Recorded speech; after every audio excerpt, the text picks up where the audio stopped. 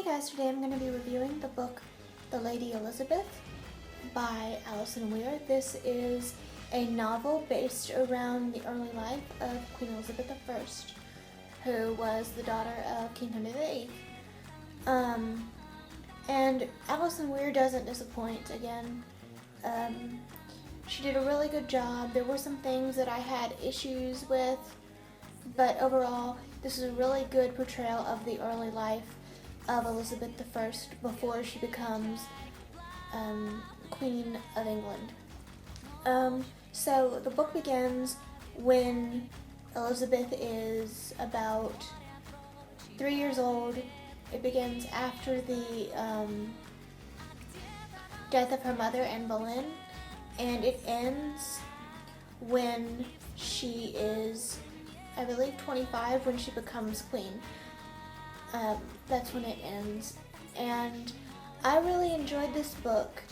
It explains the whole early life of Elizabeth and kind of what made her be the queen that she was. She talks about not wanting to marry, and Alison Weir goes into why that was. Some of the reasons that could be, for example, she probably knew of her own mother's beheading, and she also saw Catherine Howard. She didn't actually see it, but she knew of Catherine Howard's beheading, and just saw the way, women were treated during the Middle Ages during this time. And she also probably saw and heard about the Queen Catherine's childbirth and how she just ended up dying from it. So she decided not to marry. Now, what the only problem I had with the book was the quote unquote, the kind of lascivious relationship between Elizabeth and Tom Seymour, who became her stepfather. It has been historically proven that Tom Seymour did come and was really, we don't know if he truly molested her, but kind of I guess it'd be sexual harassment in a way. I guess that's what it'd be considered. He would come in when she was in various states of undress. He would smack her on, and things of that nature, more sexual harassment, but we don't know if he actually raped her, and that probably also had an effect. But Alison Weir kind of says that, in a way, partially, that Elizabeth was to blame for that, but Elizabeth was 14 years old, and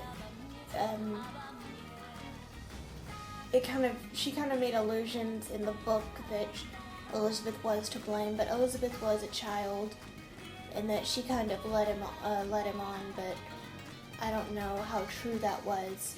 But overall, I loved seeing the different relationships between Elizabeth and the various people, such as Mary, her sister, Mary Tudor, and her brother, and people that she knew from childhood came back into her life, and when she becomes queen, or when they believe she is ready to become queen, they kind of come back in her life. And I really liked that kind of dynamic, and I really like Elizabeth's character, the way she was portrayed for the most part. She was really good at playing people, and she's known for doing this in her reign, especially when it came to marriage. I don't feel like I'm giving anything away because this really isn't in the book. She would, when she becomes queen, she pretty much would use, oh yeah, I'm gonna marry you, so-and-so, great king, prince, whatever, to try and get their alliance, and then would like, oh, I decided not to. She was really good at knowing, because she was probably really sought after, so she kind of knew how to play the game in a way. She knew how to play the game of life and kind of play people. So I like the way she was portrayed. She was really intelligent, and she was one of the greatest monarchs. That she's known for a lot of different, like, her time period was known, the Elizabethan era was known for a lot of wonderful discoveries and a lot of wonderful creations. So this novel is a really good read for anyone that is into historical fiction. Alison Weir does it again. I don't think, and I've read a few. I don't think I've read any really horrendous books by Alison Weir at all. I think a lot of them are really well done. You can tell that she does her research and things of that nature, so I really enjoyed that.